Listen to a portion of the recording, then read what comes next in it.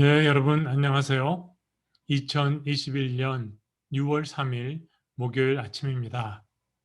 목요일 새벽 기도회를 시작하도록 하겠습니다. 우리 다 함께 묵도하심으로써 하나님 앞으로 우리 마음의 옷깃을 여미며 나아가는 시간을 갖도록 하겠습니다. 다 함께 묵도하시겠습니다.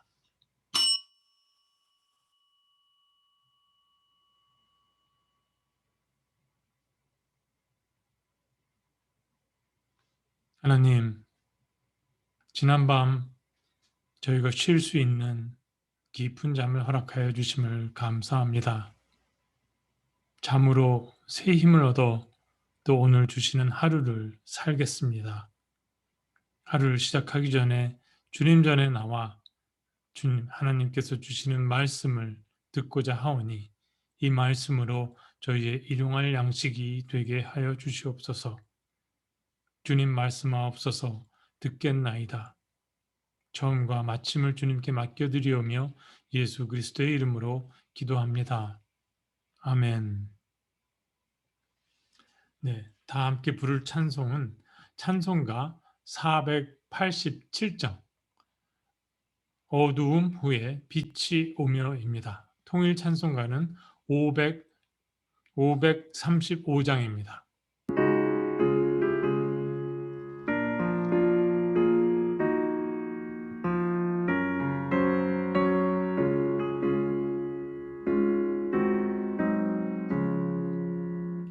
어두움 후에 빛이 오며 바람 불 위에 잔잔하고 소나기 후에 햇빛 나며 수고한 후에 쉼이 있네. 연약함 후에 강건하며 애통한 후에 위로받고 눈물 난 후에 웃음 있고 씨 뿌린 후에 추수하네.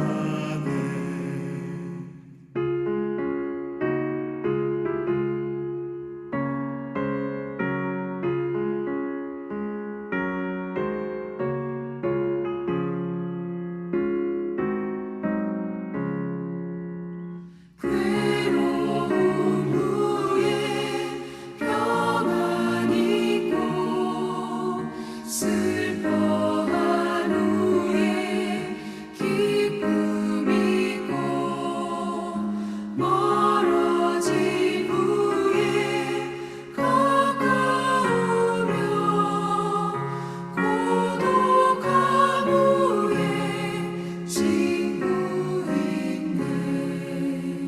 고생한 후에 기쁨 있고 십자가 후에 영광 있고 죽음 온 후에 영생하니 이러한 도가 진리로다.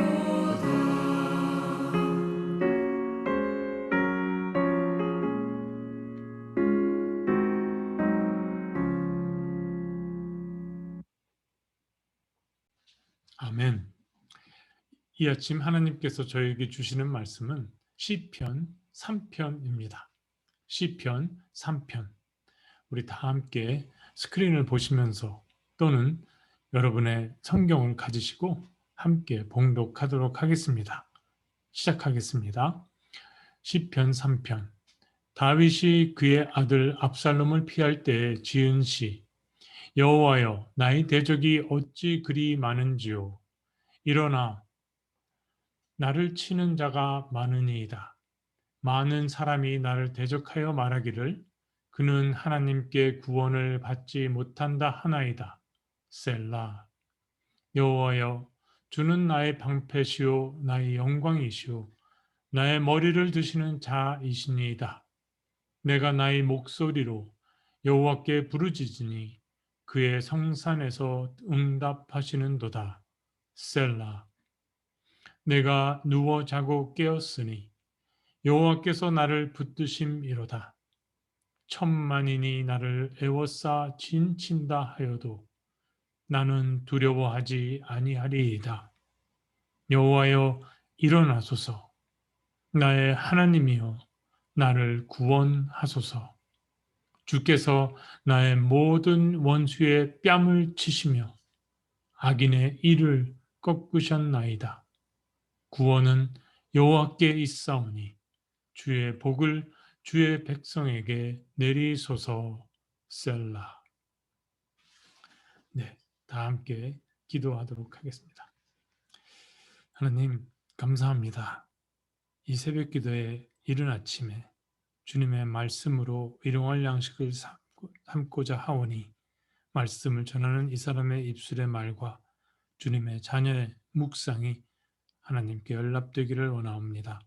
예수 그리스도의 이름으로 기도합니다. 아멘. 네, 여러분 안녕하세요. 여러분과 저와의 온라인 1:1 묵상 시간입니다. 간밤에 편히 주무셨습니까?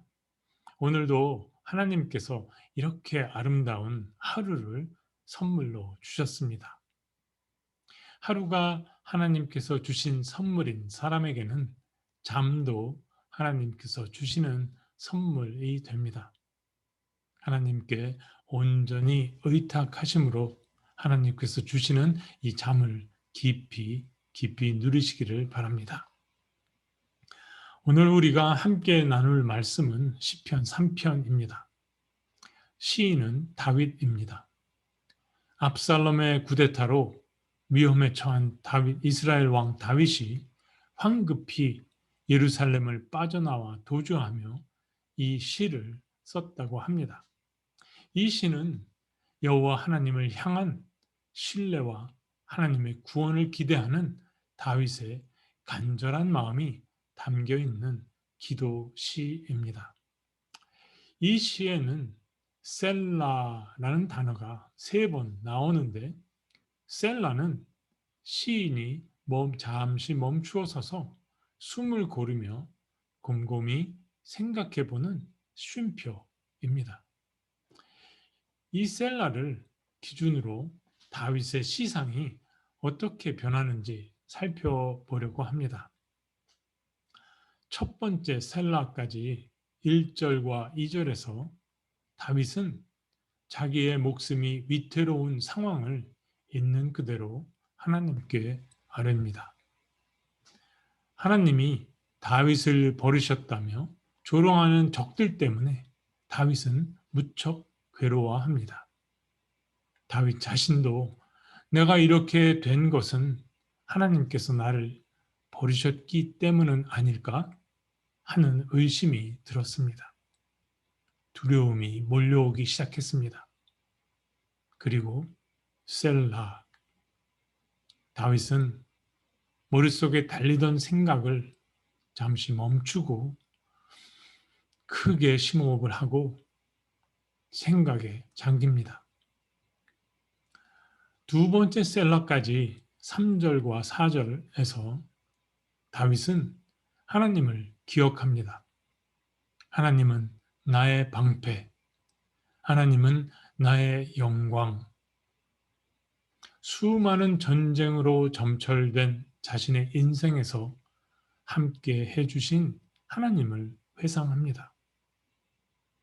나의 머리를 드시는 자라는 표현은 떨구어진 고개를 일으켜 세워주시는, 자존감을 높여주시는 하나님을 의미합니다.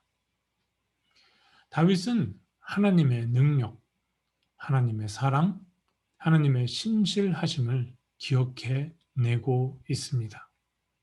그래서 3절과 4절은 1절과 2절에 대한 다윗의 저항입니다.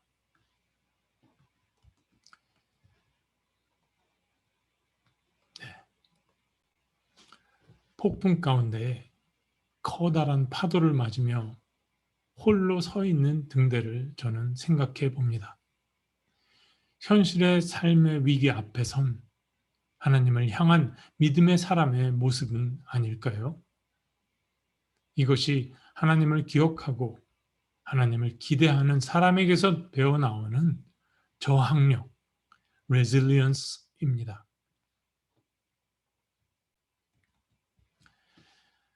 우리들과 우리들의 자녀들이 이 resilience의 능력을 갖기를 소망합니다. 그리고 다윗은 다시 셀라, 또다시 생각을 멈추고 숨을 크게 들이쉬고 생각에 잠깁니다. 세 번째 셀라까지 5절부터 8절까지 하나님에 대한 기억 때문에 다윗은 자신을 에워싸고 위협하는 상황 가운데 낭망하지 않고 굴복하지 않습니다. 다윗은 두려움을 떨쳐버리고 하나님께 구원을 간구합니다. 그리고 또다시 셀라로 시를 마치며 다윗은 생각에 잠깁니다. 이 시에는 다윗의 심리적 변화가 잘 드러나고 있습니다. 그것은 우리가 살다 경험하게 되는 두려움에 대한 심리적 변화이지요. 여러분, 두려움의 정체는 무엇일까요? 두려움을 영어로 fear, F-E-A-R, fear라고 하지요. 이 fear는 first evidence appearing real의 첫 글자를 따서 만든 약자로 진실처럼 보이는 거짓 증거입니다. illusion 또는 신기루라고 합니다. 지금 눈앞에 벌어지고 있는 어마어마한 현실이 거부할 수 있는 진실처럼 믿어지는 것이죠. 그래서 두려움에 빠지면, 이 fear에 빠지면 그 현실 앞에 굴복하고 마는 것입니다. 결과는 좌절, 낭망, 실의, 자존감 상실, 현실과 미래에 대한 비관입니다. 그래서 우리 주변에서 스스로 목숨을 끊는 사람들의 소식을 적잖이 듣게 됩니다. 인간은 이렇게 나약한 존재입니다. 이스라엘 사람이 가장 으뜸으로 여기는 믿음의 조상 아브람도 무자식의 현실에서 희망 없는 미래에 대한 두려움과 씨름했고 800명이나 되는 바알과 아세라 선지자들과 싸워 이긴 엘리야 선지자도 왕비 이세벨의 협박을 받고는 두려움에 떨어서 광야로 도주하며 하나님께 목숨을 거두어 달라고 기도했습니다. 두려움은 이렇게 여러 가지 상황에서 모든 인간들의 삶에 찾아와서 존재를 위협합니다. 그러나 시편 3편은 다윗의 의식의 흐름 속에서 다윗이 어떻게 두려움으로부터 빠져나왔는지를 보여주고 있습니다. 그것은 오직 하나인데 하나님을 기억해내는 힘입니다. 다윗도 진실처럼 보이는 거짓 증거에 속아서 절망할 뻔했지만 다윗은 셀라라는 묵상의 정지의 시간을 갖고 참된 진리 되신 신실하신 하나님을 기억해낼 수 있었습니다. 자신의 일생에서 강한 손과 편팔로 도우신 하나님을 생생하게 기억하고 있었습니다. 그러므로 나의 인생 가운데 하나님을 경험하는 것이 이처럼 중요하고 일상생활에서 하나님과 대화하고 묵상하는 나만의 시간이 절대적으로 필요한 것입니다. 여러분의 시간을 여기에 투자하시기 바랍니다. 이 투자가 언제 있을지 모를 여러분의 인생의 위기에서 여러분과 여러분의 가정을 지켜줄 겁니다. 끝으로 다윗은 시편 3편을 셀라로 마쳤습니다. 왜 그랬을까요? 시를 모두 쓰고 나서 그쳤으면 됐지. 왜 시 끝에, 중간에도 아니고 끝에 셀라를 두어서 잠시 생각해보는 여백을 두었을까요? 구원의 간구를 드리고 나서 다윗은 무슨 생각에 잠겼을까요? 이 부분은 여러분의 상상에 맡깁니다. 그러나 그 상상은 현실에서 시작해야 하는 거죠. 시편 3편 머리에는 다윗이 그의 아들 압살롬을 피할 때 지은 시라는 부제가 붙어 있습니다. 다윗이 왜 아들 압살롬을 피해 도망했을까요? 어떻게 하다가 다윗은 아들에게 쫓김을 당하는 신세가 되었을까요? 아들한테 잡혀 죽을까 봐 도망하는 아버지의 심정은 어떠했으며 아들 압살롬은 어쩌다가 아버지 다윗에게 대적이 되었던 것일까요? 이쯤 되면 다윗의 집안은 콩가루 집안이 아닌가요? 압살롬의 반역 사건은 사무엘 하 12장에서 16장까지 소개되어 있는데 한번 시간을 내어서 읽어보시기 바랍니다. 간단히 요약하면 이렇습니다. 다윗에게는 여러 명의 아내가 있었습니다. 헤브론이란 곳에서 통치할 때만 해도 아내만 6명이나 되었습니다. 첫째 부인은 잘 아시는 것처럼 사울의 딸 미갈이었고 둘 사이에 아들은 없었습니다. 둘째 부인은 이스라엘 여인 아히노암이었고 아히노암에게서 다윗은 아들 암논을 얻었습니다. 그리고 셋째 부인 그술왕 달메의 딸 마아가가였고 마아가에게서 두 아들 길르압과 압살롬 그리고 딸 다말을 얻습니다. 이 암논이 이복 동생 다말에게 상사병이 날 정도로 연정을 품었습니다. 암논은 병에 걸린 척하고 아버지 다윗에게 다말로 병간을 하게 해달라고 하고는 병간하러 찾아온 다말을 성폭행하고 내팽개칩니다. 다말은 친오빠 압살롬에게 이 사실을 말합니다. 다윗은 어떤 이유에서인지 암논의 다말 성폭행 사건을 알고서도 아버지로서 의당해야 할 아무런 조치도 취하지 않습니다. 이에 압살롬은 계획을 세워서 암논을 살해하고 외가인 구술로 도망갑니다. 3년이 지나서 압살롬은 아버지 다윗 왕이 사는 예루살렘으로 돌아오게 됩니다. 그러나 그것은 다윗 왕이 자처한 것은 아니었죠. 다윗 왕은 압살롬을 부르지 않고 있어도 없는 척 그를 무시합니다. 어찌됐든 압살롬은 자기 몸에서 난 아들인데 그렇게 무시했던 것입니다. 이걸 treat of silence라고 하죠. 이런 대접을 받은 압살롬의 심정은 어땠을까요? 모르는 사람도 아닌데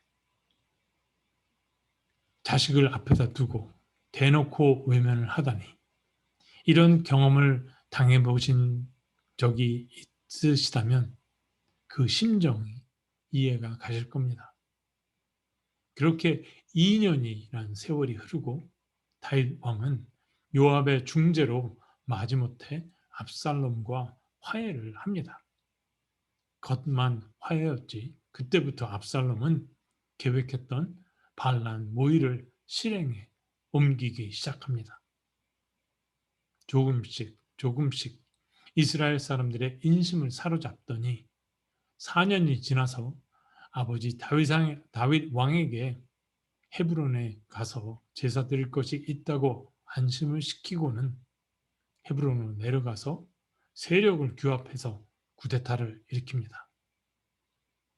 헤브론에서 아들 압살롬이 쿠데타를 일으켰다라는 소식이 들려오고 이미 이스라엘 민심이 모두 압살롬에게 돌아갔음을 알고 다윗은 황급히 예루살렘을 빠져나와 도망합니다. 성경은 도주하는 다윗의 모습을 이렇게 기록합니다. 사무엘하 15장 30절의 말씀입니다. 다윗이 감람산 길로 올라갈 때 그의 머리를 그가 가리고 맨발로 울며 가고. 일견 어찌 보면 압살롬의 쿠데타의 근본적인 원인이 이복형 암논이 압살롬의 친여동생 다말을 성폭행했을 때 다윗이 아버지로서 마땅히 했어야 할 일을 하지 않은 것에 있는 것처럼 보이지만 사실 이것은 이 사건보다 훨씬 앞서 있었던 다윗이 자신의 신복 우리아 장군의 아내 밧세바와 간음하고 밧세바를 아내로 삼으려고 우리아를 가장 치열한 전투의 최전선에 서게 해서 죽게 했던 다윗의 간음죄와 살인죄에 대한 하나님의 심판이었던 것입니다. 더구나 우리아는 이방인으로 다윗에게 충성한 장군이었습니다. 하나님은 다윗에게 나단 선지자를 통해서 밧세바가 낳은 아들이 죽게 될 것이고 다윗의 집안의 간음과 살인이 그치지 않을 것이라는 심판을 내리십니다. 결국 압살롬의 반역은 다윗의 범죄에 대한 하나님의 심판이 이루어지는 과정이었으며 그 모든 일의 원점은 하나님으로부터 멀어진 다윗의 범죄였던 것입니다. 네, 여러분.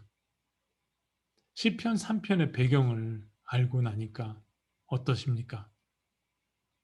이 시를 쓰고 나서 마지막에 셀라 하며 다윗은 무슨 생각을 했을까요? 이유 없는 고통을 당한다고 억울해했을까요? 자식 교육 잘못 시켰다고 후회했을까요? 아내를 많이 둔 탓이라고 한탄했을까요? 아니죠. 제가 다윗이었다면 틀림없이 그때 그 수치스러운 사건이 생각났을 겁니다.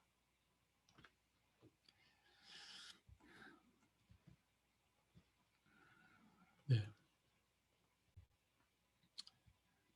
자신이 저지른 밧세바와의 간음과 우리아 장군 살인 교사 그리고 나단 선지자가 말한 하나님의 심판을 떠올렸겠지요. 아, 이것이 하나님의 심판이구나. 올 것이 왔구나. 아무도 몰랐어도 다윗은 알았을 겁니다. 이런 다윗이 왕 노릇, 애비 노릇 잘못해 아들 압살롬을 적으로 만들어 놓고는 자기 목숨을 살려달라고 하나님께 비는 기도를 하다니 다윗이 참 비굴하다고 생각들지 않으십니까? 그럼요. 파렴치하고도 비굴하지고 말고요. 그런데 이 시는 거기에 포인트가 있는 것이 아닙니다. 다윗의 마음 안에 들어가 보니 시편 3편은 단순히 자기 목숨을 살려달라고 비는 파렴치한 기도가 아닌 겁니다. 다윗은 하나님과 자신 사이의 1대1의 관계에 온 마음을 쏟고 있습니다. 그래서 대적들이 다윗을 향하여 하나님이 너를 버리셨다라고 했을 때 다윗은 마음이 그토록 괴로웠던 것입니다. 과연 그럴까? 그때 그 일로 하나님께서 나를 버리신 걸까? 의심의 구름이 피어오르고 두려움의 폭풍이 밀어 닥쳤습니다. 그래서 이 시편 3편은 다윗이 하나님을 향해 용서를 비는 기도인 것입니다. 하나님을 인정하고 높임으로써 자신을 절대로 버리지 말아 달라는 용서와 간구의 기도입니다. 그저 단순히 아들 압살롬의 위협에서 자기 목숨 살려달라고 울부짖는 치졸한 한 애비의 기도가 아니랍니다. 다윗은 자신과 하나님의 관계에 올인하고 있습니다. 하나님, 저를 버리지 마세요. 제발 저를 불쌍히 여겨 주십시오. 다윗의 머릿속에는 그때 그 일로 수치심이 가득한 겁니다. 이것이 다윗이 셀라를 시의 끝에 둔 이유가 아닐까 저는 생각해 봅니다. 다윗의 처지를 이해하고 보니 시편 3편이 전혀 다른 의미로 다가오지 않습니까? 하나님께서는 시편 3편을 통해 제게 깨달음을 주셨습니다. 그것은 제 자신이 얼마나 의가 높은 사람인가, 스스로 의로운 사람인가라는 것입니다. 왜냐하면 저는 이렇게 생각했었거든요. 어떻게 파렴치하게도 다윗이 하나님께 기도할 수 있어? 자기가 한 짓을 알아야지. 낯짝이 두껍기도 하네. 사람이 염치가 있어야지 어디라고 뻔뻔하게 하나님께 구해달라고 기도를 해, 기도를. 그런데요, 정작 다윗은 자신을 버리지 말아 주십시오라고 하나님과의 관계를 놓치지 않으려고 용서의 기도를 드리고 있었습니다. 저는 돌아온 탕자의 비유에서 탕자의 형인 큰 아들을 떠올려 보았습니다. 아버지의 온 재산을 흥청망청 다 까먹고 회개하고 돌아와 용서를 비는 동생을 반갑게 맞아주시며 잔치까지 베풀어 주시는 아버지를 원망하는 큰아들. 큰아들의 불만은 동생 때문이 아니라 지금까지 자기가 한 모든 수고에 대한 응당한 대접이 돌아오지 않는 것에 대한 서운함, 자기의 노력과 성실함이 인정받지 못하는 것에 대한 질투였습니다. 동생 아벨을 살해한 가인의 교만이었던 것이죠. 정작 잃어버린 아들은 머나먼 나라로 떠나버린 둘째 아들이 아니라 아버지 바로 곁에서 아버지 마음에 들게 한 번도 말썽 부리지 않은 성실히 살아온 큰 아들이었습니다. 그런 큰 아들의 모습이 바로 저의 현재의 모습임을 깨달았습니다. 큰 아들의 교만이 제 안에 언제부턴가 슬며시 들어와 살고 있었던 것입니다. 제 자신이 죄인이라는 사실을 까맣게 잊고 있었던 것이죠. 저희 일상생활에서 아주 선한 모습으로 위장되어 있는 교만을 돌아보며 하나님께 회개합니다. 오늘 시편 3편의 묵상으로 하나님께서 선물로 주신 하루를 사실 준비가 되셨기를 바랍니다. 기억하시기 바랍니다. 표면적으로 나타나는 눈에 보이는 것으로 모든 것을 판단할 수 없습니다. 빙산의 일각이라고 하지요. 눈에 보이는 빙산이 전부가 아니라 보이지 않는 수면 밑에는 거대한 얼음덩어리가 있습니다. 일상에서 경험하게 되는 관계의 문제도 그 문제 자체가 아니라 그 문제를 일으킨 보다 근본적인 문제가 있음을 알아야 합니다.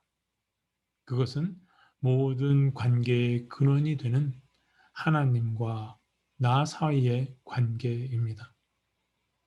나와 하나님 사이의 관계, 하나님과 나 사이의 관계, 이것이 바르지 않으면 옷의 첫 단추가 첫 단추구멍에 끼워지지 않은 것처럼 모든 관계는 어긋나게 되는 것입니다. 그래서 인간의 삶은 어찌 보면 잘못 끼워진 단추를 풀었다가 다시 끼우는 이것을 반복하는 과정이 아닐까 생각해 봅니다. 나 중심에서 하나님 중심으로요. 그래서 여러분 오늘 하나 이것 기억하시면 실천하시면 좋겠습니다. 가정에서나 직장에서나 어디에 계시든지 만나게 되는 모든 관계 속에 숨이 가빠오를 때마다 셀라 하시는 겁니다. 셀라. 말하기 전에, 행동하기 전에, 결정하기 전에 잠시 숨을 멈추고 숨을 크게 들이쉬고 하나님을 생각해 보는 겁니다.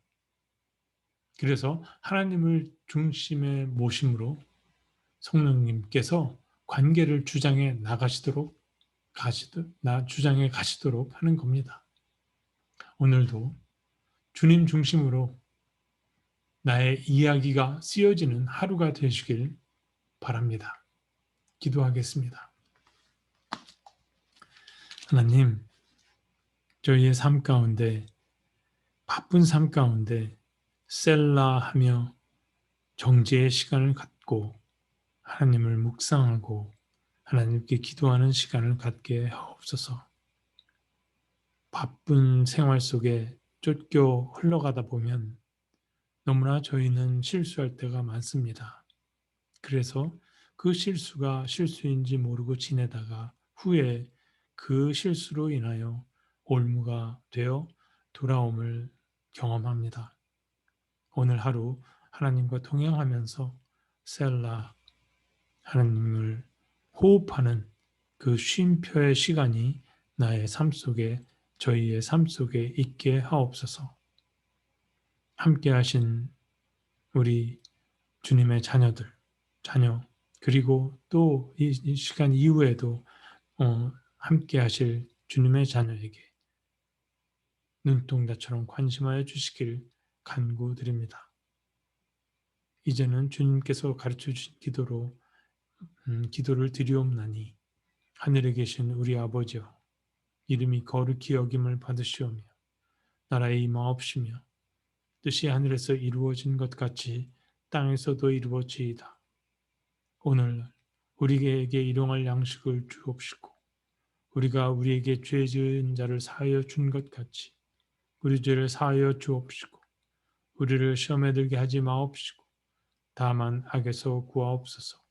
내게 나라와 권세와 영광이 아버지께 영원히 있사옵나이다. 아멘. 네, 말씀 묵상 마치도록 하겠습니다. 각자 계신 곳에서 하나님과 대화하는 시간을 가지시길 바랍니다. 오늘 하루 주님 안에서 승리하시길 바랍니다. 안녕히 계세요.